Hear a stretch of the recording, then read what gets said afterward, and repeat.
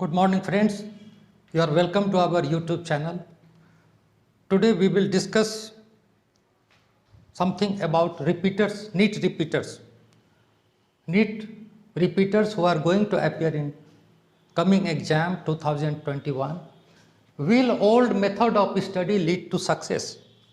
या आप जिस तरीके से पढ़ाई कर रहे हैं क्या वो उससे सफलता आपको मिलेगी? इसके बारे में हमने ये वीडियो बनाया है। इसमें बहुत से स्टूडेंट्स जो हैं जो सफल हैं और सफल नहीं भी हुए हैं उन लोगों का जो है स्कोर कार्ड और उनसे पर्सनल इंटरव्यू के बेसिस पर ये डिस्कस किया हमने। Interview of many students scoring between 400 to 600 marks, उसमें जो हमने पाया वो अभी डिस्कस करेंगे। ये देखिए जो स्टूडेंट सब यहाँ हैं, आपको यहाँ पर देखिए एक स्टूडेंट का who has got 125 rank and got 696 mark. He is Rishabh Raj.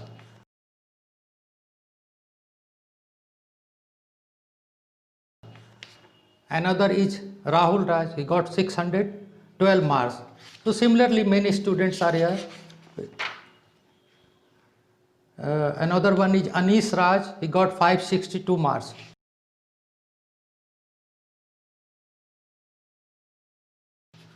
And last one, next is 506, that is Bhanu Pratap. And in last, Vikrant Singh, he has got 399 marks, 399 number आया है। लास्ट टाइम से इनका 30 number बढ़ा है। तो क्या ये हम ये डिस्कस करना चाह रहे हैं कि क्या ये जो मेथड है पढ़ाई का, जिस तरीके से आप पढ़ रहे हैं, क्या उससे आपकी सफलता मिल जाएगी? Is there any guarantee? इसी पर हमने ये वीडियो बनाया है, इतने लोगों से पर्सनली इंटरव्यू करके कि कौन सा क्वेश्चन गलत हुआ और क्यों हुआ, तो उसका आंसर हमको जो मिला वही आपके सामने रखने जा रहे हैं। इसमें जो है वहाँ पर जो उन्होंने बताया कि वहाँ पर जो है मैं कन्फ्यूज़न हो गया या रिकॉल नहीं हुआ। किसी ने बताया कि हम वो जो है पेज हमको माइंड में उस समय नहीं आया जिसमें वो आंसर था, या पेज हाफ पेज ही आया, ऊपर का पेज नहीं आया माइंड में। तो ये जो है नो रिकॉलिंग या लैक ऑफ सेल्फ कॉन्फिडेंस, उसके चलते जो है वहाँ पर गलत टिक हो जाता है। तो यहाँ पे एक जनरल चीज़ तो बहुत इंपॉर्टेंट है, IQ level is very important. ऐसे हम लोग देखते हैं कि अपने परिवार में भी 3-4 भाई बहन हैं तो सभी का IQ लेवल सेम नहीं रहता है, तो उसमें अंतर आता है। तो वो तो मेन फैक्टर है ही। इवन जो ट्विंस होते हैं उसमें भी आप देखे होंगे कि दोनों के बिहेवियर रीडिंग हैबिट्स में अंतर आता है। तो वो तो एक मेन चीज़ है ही। उसके बाद दूसरा, इसलिए हमने देखा कि जिनका जो टॉप कर रहे हैं, अच्छा कर रहे हैं, उनके लिए तो कोई डाउट नहीं, 700 या 600 से ऊपर आ रहा है, ठीक है, दे हैव गॉट सेलेक्टेड। लेकिन जो नीचे वाले हैं, जो रिपीटर्स हैं, बार बार एग्ज़ाम दे रहे हैं या दूसरी बार जाने जा रहे हैं, तो उनके लिए हमने ये सोचा कि there is need for change of method of study. जो नया मेथड ऑफ स्टडी, एक छोटा टॉपिक लेके हम बताने जा रहे हैं आपको, उसमें कैसे उसको पढ़ना है और कैसे आपका कोई कन्फ्यूज़न नहीं होगा, कोई मेमोरी में कोई प्रॉब्लम नहीं होगा, किसी तरह का वो नहीं आएगा जो पहले प्रॉब्लम आया है। कॉन्सेप्ट क्लियर होगा। एंड कंसोलिडेशन ऑफ क्या है कि कई 2-3 चैप्टर मिलके एक साथ जहाँ जमा होते हैं उसको कंसोलिडेशन बोलते हैं। चाहे फिजिक्स का, चाहे केमिस्ट्री का, चाहे कोई, इसमें जैसे केमिस्ट्री का अमीनो एसिड है, ये केमिस्ट्री का भी चैप्टर इसमें जुटा हुआ है और बायो का भी है। और बायो में भी फिर कई जगह है ये चैप्टर, जेनेटिक्स में भी है, मोलिकुलर वाले में भी है और बायोमोलिकुल्स में है। तो ये हो गया कंसोलिडेशन एंड कोरिलेशन, एक का दूसरे से कहाँ पर संबंध बैठता है, तो ये है। तो अभी हम लोग उसको डिस्कस करेंगे। और मेमोरी टेक्निक का यहाँ हम इस्तेमाल कर सकते हैं, जो ट्रेडिशनल जिस तरह से अभी आप लोग पढ़ रहे हैं, टोटल बाय पेज पढ़ रहे हैं, मेनी टाइम्स पढ़ रहे हैं, उसमें आप मेमोरी टेक्निक का इस्तेमाल करने में दिक्कत होगी। लेकिन यहाँ पर हम बताएंगे कि कैसे आप उसको कर सकते हैं इजी वे में, और योर एफिशिएंसी 5 टाइम्स बढ़ जाएगी। You will become 5 times more efficient. अभी आपका जो आउटपुट है वो 5 टाइम्स बढ़ सकता है, समझ लीजिए इस मेथड से। कैसे बढ़ेगा यहाँ देखिए। इसमें जो है हम लोग क्या कर रहे हैं, इसमें चार्ट बनाते हैं, शीट बनाते हैं। ये शीट बनाते हैं, जैसे बायो में आप देखिए टोटल 2 पार्ट है, 2 पार्ट मिला करके 38 चैप्टर्स हैं और टोटल 633 पेजेज हैं। 633 पेजेज हैं और हमारा जो ये तैयार हुआ है दोनों पार्ट का 60 सीट्स, जो सीट अभी हम दिखलाएंगे आपको वो सिर्फ 60 है। तो ये लेकिन 2 पेज को मिला करके एक सीट है, इसलिए ऐसे तो 60 है, 10 टाइम्स बढ़ना चाहिए, लेकिन ये 5 टाइम्स बनता है। ये देखिए कैसे हमने सीट बनाया है, आप करो उसको लाइक। ये देखिए एक, जैसे ये एक है एनाटॉमी ऑफ फ्लावरिंग प्लांट, दिख रहा है अभी, एनाटॉमी ऑफ फ्लावरिंग प्लांट। इसमें पूरे चैप्टर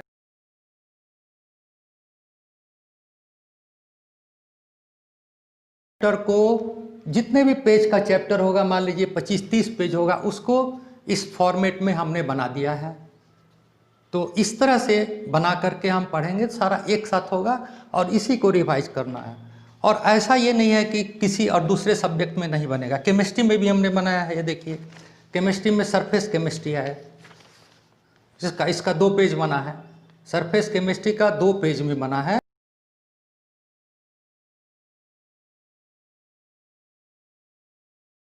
ये भी ऐसे करके बना करके हम लोग जो है उसको पढ़ाई करते हैं और पढ़ाई करवाते हैं। तो इस तरह से जो है कोई भी चैप्टर का आप बनाइएगा, मैक्सिमम 3 पेज जाएगा। 1 में भी जो छोटा चैप्टर है 1 में हो जाएगा 1 पेज, बड़ा है 2 में हो जाएगा। और उसको साइड से जोड़ना है, जहाँ पर कम आ रहा है उसमें, जैसे हमने यहाँ पर साइड में जोड़ दिया। अगर कोई चीज़ लंबा हो रहा है, आप यहाँ पर देखिएगा, ये यहाँ पर जो है इसको, इसमें नीचे पेज जोड़ा हुआ है, यहाँ पर देखिएगा, यहाँ पर एक पेज को जोड़ देते हैं जहाँ पर घट रहा है। अगर नीचे घट रहा है या इस साइड में घट रहा है तो हम लोग इस साइड में जोड़ देंगे, लेकिन एक ही पेज में कोशिश करते हैं कि वो आ जाए।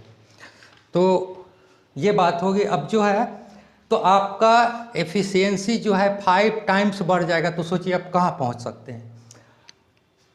न्यू मेथड में हम लोग जो है क्या करते हैं, ये चार्ट बनाते हैं, शीट बनाएंगे, पूरा फुल पेज ले लेंगे, उसमें शीट बनाएंगे और उसमें जो है, जब हम लोग जो भी चैप्टर पढ़ना है उसको पढ़ के नोट डाउन उसको करते जाइए। एक्सट्रैक्ट, जैसे उसका एक्सट्रैक्ट निकाल लेते हैं और पॉइंट वाइज उसको हम लोग पॉइंट वाइज लिखेंगे ताकि याद करने में आसानी होगी। और प्रिफरेबली टेबुलर फॉर्म, ये टेबल फॉर्म में कोशिश करना है कि वो इस फॉर्म में आ जाए ताकि वो इजीली हमारे दिमाग में बैठ सकता है, जो दिमाग में उसको याद किया जा सकता है। उसके बाद अप्लाई मेमोराइजिंग टेक्निक, इसमें कैसे हमने मेमोराइजिंग टेक्निक इस्तेमाल किया है वो अभी बताएंगे। और डेवलप थिंकिंग हैबिट, वहाँ पर जब हम पढ़ते हैं उसमें थोड़ा सोचना का भी ये होता है कि कोई चीज़ है क्यों हो रहा है। जैसे आपने वो पढ़ा होगा क्या, मिलर्स एक्सपेरिमेंट। मिलर्स एक्सपेरिमेंट में amino acid first of all बनाया था उन्होंने, लेकिन कौन सा अमीनो एसिड बनाया था इसका नाम पता नहीं है। तो इसको खोजने की कोशिश करेंगे, वहाँ पे क्वेश्चन मार्क कर देते हैं कि बाद में टाइम मिलेगा तो उसको खोजेंगे। तो इस तरह से थोड़ा सा ये करना होगा। अब हम लोग जो छोटा टॉपिक डिस्कस करने जा रहे हैं, that is amino acid, 20 proteinaceous amino acid. ये है with the help of new method of study. इसको हम लोगों ने न्यू मेथड जो हम बताने जा रहे हैं उसके साथ कैसे तैयार किया, ये देख लीजिए। तो ये तो आप लोग सभी पहले पढ़े होंगे इसको। एमिनो एसिड जो है सब यूनिट्स ऑफ प्रोटीन उसको बोलते हैं, और ये प्रोटीनेशियस एमिनो एसिड है, जो जिससे प्रोटीन बनता है। एमिनो एसिड बहुत सारे हैं, बहुत सारे बन सकते हैं, लेकिन जिससे प्रोटीन बनता है, जिनके परम्यूटेशन कम्बिनेशन से प्रोटीन बनता है, वो अबाउट 20 ही हैं। तो उसके बारे में पढ़ेंगे और उसको 2 पार्ट में बांटा गया है। एसेंशियल जो प्लांट से मिलता है वो 9 है, और जो है नॉन एसेंशियल जो एनिमल्स के अंदर प्रोड्यूस होता है वो 11 है। सबसे पहले डिफिनीशन जैसे लिखना है, उसको पूरा लंबा नहीं लिखना है, शॉर्ट में लिखना है। Definition, A basic amino group and an acidic carboxyl group bonded with same carbon atom.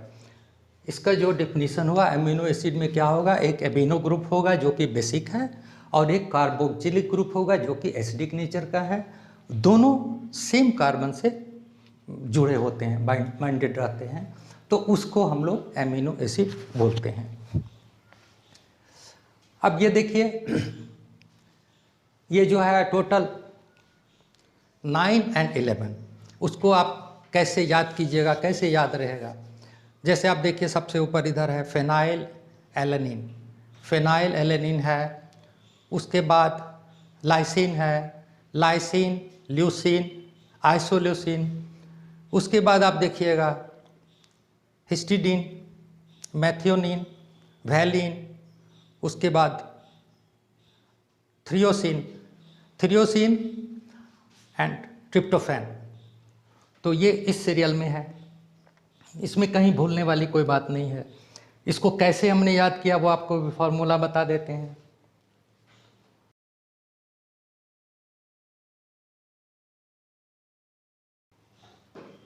यहाँ अच्छा ठीक है, ये नेक्स्ट वाला भी डिस्कस कर लेते हैं, उसके बाद बता देंगे। जो 11 वाला है उसमें क्या करना है, इधर देखिए।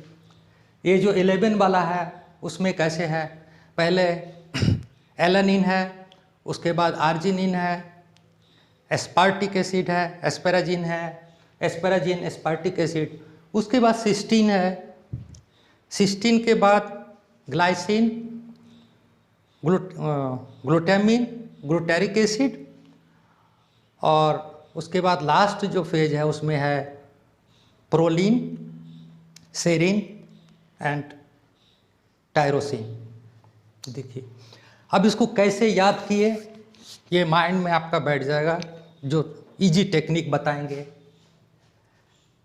यहाँ पर ऊपर एलेनिन को पहले हमने सजा दिया, दोनों एलेनिन को यहाँ ले आए। जो टी वाला है उसको सबको नीचे रख दिया। अब यहाँ पे क्या है, फेनाइल 3L HMB 3T। पहला फेनाइल एलेनिन, दोनों साइड एलेनिन है, यहाँ फेनाइल है।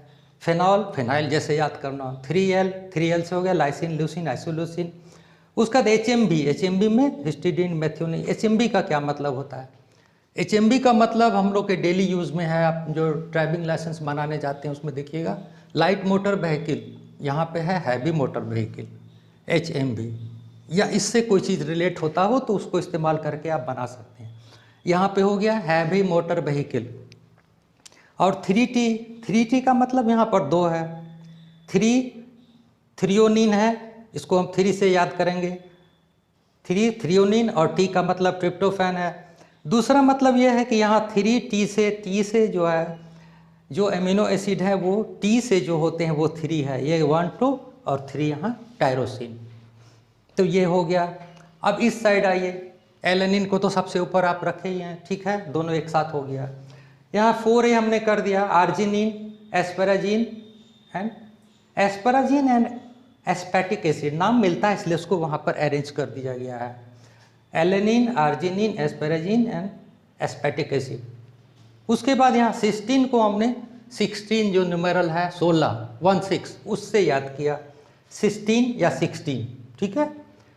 उसके बाद G से है, 3G है, 3G हमने लिख दिया। उसमें क्या है, ग्लाइसिन, ग्लूटामिन और ग्लूटामिक एसिड। उसका लास्ट वाला जो है प्रोलीन, सेरिन एंड टायरोसिन, इसके लिए हम लोग लिखेंगे, इसके लिए लिख देते हैं प्रोटीन से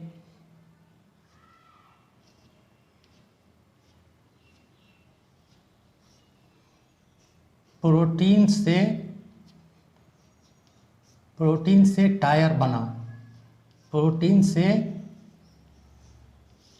टायर बना, ठीक है। प्रोलीन को हम लोग प्रोटीन रख लें कि प्रोलीन से मतलब सेरिन, टायरोसिन, प्रोटीन से टायर बना, प्रोलीन, सेरिन एंड टायरोसिन।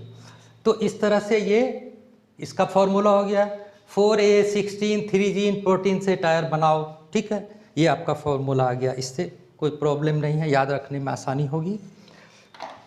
अच्छा, अब हम लोग देखिए इसमें क्या क्या क्वेश्चन आता है, बार बार कम से कम 8 मार्क्स, अभी भी आया था, इस बार भी लास्ट टाइम 8 मार्क्स तो रहेगा ही, केमिस्ट्री में भी रहेगा, कभी कभी 16 मार्क्स भी हो जाएगा, 2 क्वेश्चन इधर है और 2 उधर है, केमिस्ट्री में 2 बायो में, तो 16 मार्क्स इसी के अंदर से सारे क्वेश्चन हैं। इसमें एक क्वेश्चन आता है कि नेचर इसका क्या है, एसिडिक है, बेसिक है या न्यूट्रल है। तो यहाँ दोनों बाय चांस ऐसा है कि दोनों बेसिक यहीं पे आ गया है। हम जो याद करने के लिए जो चार्ट बनाए थे उसमें बाय चांस कि यहाँ लाइसिन आ गया और इस साइड आर्जिनिन आ गया, मैंने ऊपर से नंबर 2 में आ गया, ये दोनों बेसिक हैं। उसके बाद न्यूट्रल एक ही है, वैलिन है, ठीक है। और इसके बाद जो है आपको एसिड जिसके नाम में जुड़ा हुआ है वो तो एसिड है, एसिडिक है ही। और रेस्ट के बारे में आपका एनसीईआरटी बायो या केमिस्ट्री वो कुछ नहीं बता रहा है, तो उसको हम लोग वो रिलेटेड वो ज़रूरी नहीं है, उसको नहीं पढ़ेंगे क्योंकि बुक के बाहर से कोई क्वेश्चन रहता ही नहीं है। अब ये देखिए कि इसमें न्यूट्रल क्यों होगा या बेसिक क्यों होगा। इसमें जो है एक ग्रुप है एमिनो जो कि बेसिक होता है और दूसरा है कार्बोक्सिल ग्रुप। जब दोनों बराबर में होंगे तो वो न्यूट्रल होगा, और जहाँ पर ज़्यादा होगा, अगर कार्बोक्सिल ग्रुप जो है, अगर carboxyl group is more than number of carboxyl group is more than amino group, तो वो एसिडिक हो जाएगा। और जहाँ पे लेस होगा उल्टा, जैसे ये बेसिक है, तो इसमें क्या होगा कि amino group is more than जो है अदर्स, माने एसिडिक वाला कार्बोक्सिल से ज़्यादा होगा। तो ये मेन चीज़ है। इस तरह से क्यों ज़्यादा होगा तो ऐसा होगा। इस तरह से क्वेश्चन में अगर ट्विस्ट हो जाए कि इसमें लाइसिन में जो है amino group is equal to carboxyl group या मोर देन कार्बोक्सिल ग्रुप या लेस देन कार्बोक्सिल ग्रुप, तो आप उसमें कंफ्यूज नहीं करेंगे और इस तरह से आप आंसर दे सकते हैं। नाउ नेक्स्ट जो क्वेश्चन इसमें है एरोमेटिक, कि कौन सा इसमें एरोमेटिक है। एरोमेटिक में सबसे लास्ट में बाय चांस ये आ गया है ट्रिप्टोफैन और टायरोसिन। ये जो हम टेबल जो जिस तरह से सोच के बनाए उसमें ऑटोमेटिक वो लास्ट में आ गया, ये दोनों एरोमेटिक है, लास्ट में आ गया है। ट्रिप्टोफैन एंड टायरोसिन दोनों टी से है। और एक फिनाइल, जो फिनाइल में जुटा हुआ है, फिनाइल तो स्मेल करता है, आप देखते होंगे घर में भी इस्तेमाल करते हैं फिनाइल, फिनॉल जो है उसमें स्मेल होगा, तो ये एरोमेटिक ऑलरेडी हो ही गया। ये तो 3 जो है एरोमेटिक हो गए। अब देखिए ये दूसरे चैप्टर से इसको कोरिलेट कैसे करते हैं। आप यहाँ पर ये जो है वैलिन, ये किस बीमारी से जुड़ा हुआ है।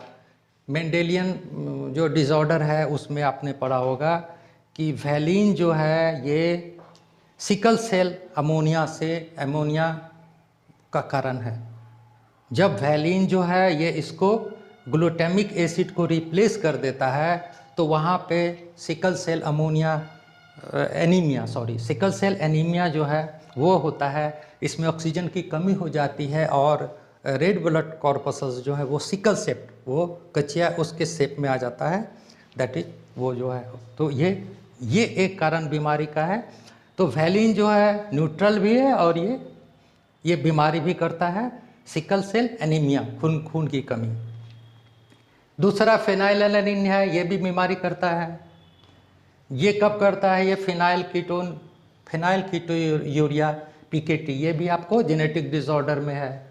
तो ये इसके होने से, ज़्यादा जमा हो जाने से पीकेटी हो जाता है, फिनाइल कीटोयूरिया, क्योंकि इसको चेंज होना था, फेनाइलएलानिन को चेंज होना था टायरोसिन में, वो नहीं हो पाता है, तो वो ब्रेन में ये जमा हो जाता है, तो उससे ब्रेन का रिटार्डेशन हो जाता है और यूरिन में भी यूरिया जो है पास करता है, तो इसको जो है हम लोग पीकेटी बोलते हैं।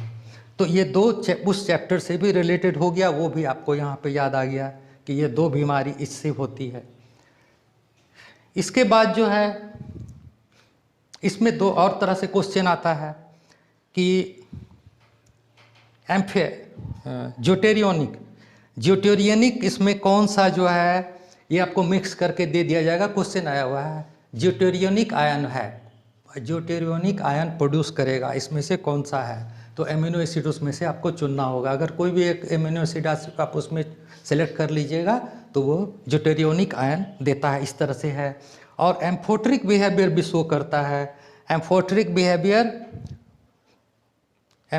बिहेवियर में दोनों दो चीज़ है।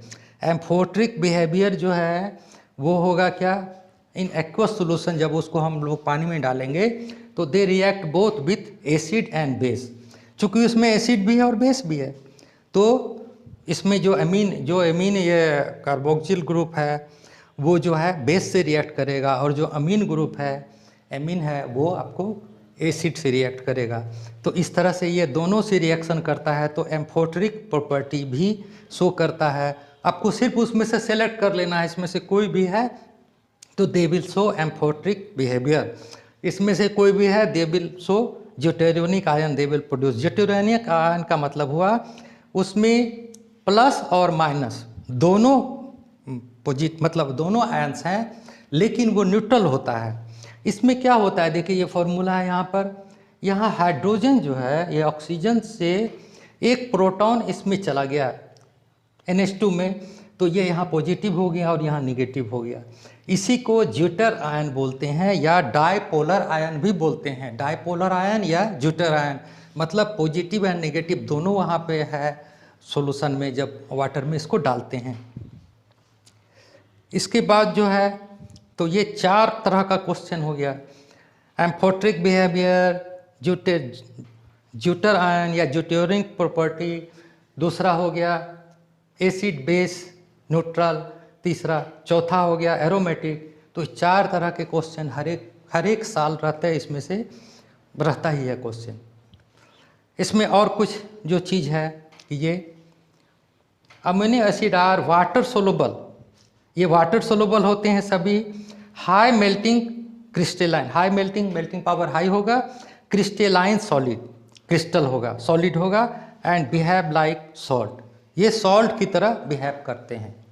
तो ये बात हो गई। उसमें से glycine is the simplest amino acid, ये ग्लाइसिन जो है सबसे सिंपल एमिनो एसिड है, and is optically inactive, optically inactive है ये ग्लाइसिन, बाकी सारे जो है ऑप्टिकली एक्टिव हैं। तो ये खास इसकी प्रॉपर्टी हो गई, ग्लाइसिन सिंपल भी है और सिंपलेस्ट है, और इसलिए ये मीठा भी होता है, नेचर ये जो है स्वीट खाने से मीठा लगेगा। We get alpha amino acid on hydrolysis of protein, protein का जब भी हाइड्रोलिसिस करेंगे, प्रोटीन के हाइड्रोलिसिस से अल्फा एमिनो एसिड मिलेगा, जो कि ये सारे हैं, ये सारे अल्फा एमिनो एसिड्स ही हैं। और इसके बाद लास्ट में ये बता दें यहाँ पर कि कन्फ्यूजन यहाँ पर जो है, इसमें इस तरह का जब हम चार्ट बना लेंगे तो कन्फ्यूजन भी नहीं होगा। देखिए कैसे यहाँ पे कौन कैसे कन्फ्यूज किया जा सकता है आपको। एक तो यहाँ पर जैसे हिस्टामिन दे दिया, यहाँ हिस्टिडीन है, आपका ऑप्शन अगर मान लीजिए हिस्टामिन रहता है तो ये कन्फ्यूजन हो सकता है। यहाँ हिस्टामिन आपको याद होगा, ये याद आ जाएगा कि ये इम्यूनोग्लोबिन है, ये इम्यूनोग्लोबिन है, एक प्रोटीन है, और ये हिस्टिडीन जो है एक एमिनो एसिड है। उसी तरह हिस्टोन से भी यहाँ कन्फ्यूजन होता है, हिस्टिडीन एंड हिस्टोन। तो हिस्टोन जो है आपको ये जो न्यूक्लियोसोम है, हिस्टोन 8 आप पढ़े होंगे, हिस्टोन 8 जो है प्रोटीन हुआ, ये हिस्टोन 8 जो है प्रोटीन है जिस पर DNA जो है कॉइल करके रहता है, और दोनों को मिला करके न्यूक्लियोसोम बोलते हैं, दैट इज हिस्टोन ऑक्टेट, वो पढ़े होंगे आप जेनेटिक्स में। तो वो भी यहाँ पर आपको रिवीजन में आ जाएगा, ये सारा रिवाइज होता जाएगा। तो ये भी चीज़ हो गई। और इसके बाद कन्फ्यूजन का दूसरा पॉइंट है, एक यहाँ पर है, एक बार ये क्वेश्चन आया था एलेनिन और एनिलीन, यहाँ पर एनिलीन है, इसका दूसरा नाम फेनाइल एमीन है, यहाँ फेनाइल एलेनिन है और यहाँ पर फेनाइल एमीन है, फेनाइल एमीन है। ये सभी जो है कंफ्यूज कराने के लिए दिया जाता है। ये सब एक्चुअल में ये एमिनो बेंजीन है, एमिनो बेंजीन है, ये जो है they are not amino acid. उसके बाद एक और चीज़ यहाँ पर आ गया, ग्लूटामिक एसिड और ग्लूटेरिक एसिड। ग्लूटेरिक एसिड जो है वो एसिड है, कंप्लीट एसिड है, लेकिन ग्लूटामिक जो है, ग्लूटामिक एसिड जो है ये एमिनो एसिड है। कैसे इसमें कन्फ्यूजन होगा, यहाँ एमीन है, ग्लूटामिक AMIC, एमीन ग्रुप इसमें जुटा हुआ है, इसमें वो चीज़ नहीं है। जब कन्फ्यूजन होगा तो उसको आप इससे ये कर सकते हैं। अगर ये टेबल का कोई भी आपको एक भी मेंबर अगर याद होगा तो बाकी को आप ट्रेस कर लीजिएगा। सपोज आपको यहाँ नहीं याद है, ग्लाइसिन याद है, या लाइसिन याद है, ग्लाइसिन नहीं आ रहा है, तो यहीं से तो आ रहा है। लाइसिन में जी लगाइए, ग्लाइसिन है, लेकिन स्पेलिंग में एक और फ़र्क है, यहाँ एस है और यहाँ पर सी है। उसी तरह या ग्लाइसिन याद आ गया, ये नहीं याद आ रहा, तो यहाँ से आप लाइसिन कर लीजिए, बाकी तो सब जुटा हुआ एक दूसरे से। तो ठीक है, तो ये हमारा वीडियो आप लोग को कैसा लगा वो अपना कमेंट्स ज़रूर कीजिएगा, और जो लोग लाइक नहीं किए हैं वो लाइक कर दीजिएगा और सब्सक्राइब कर दीजिएगा। लाइक या जो एज पर योर आपका जो भी है अच्छा लगे, लाइक या जो भी कमेंट्स ज़रूर कीजिए और सब्सक्राइब कीजिए। और जो है कोचिंग का बैच जो है वो 1 दिसंबर से स्टार्ट कर रहे हैं, ये पूर्णिया बिहार में है। जो लोग चाहें इसके बारे में इंक्वायरी करें और ज्वाइन कर सकते हैं यहाँ पर, Purnia Bihar. Okay, thank you so much for watching our video.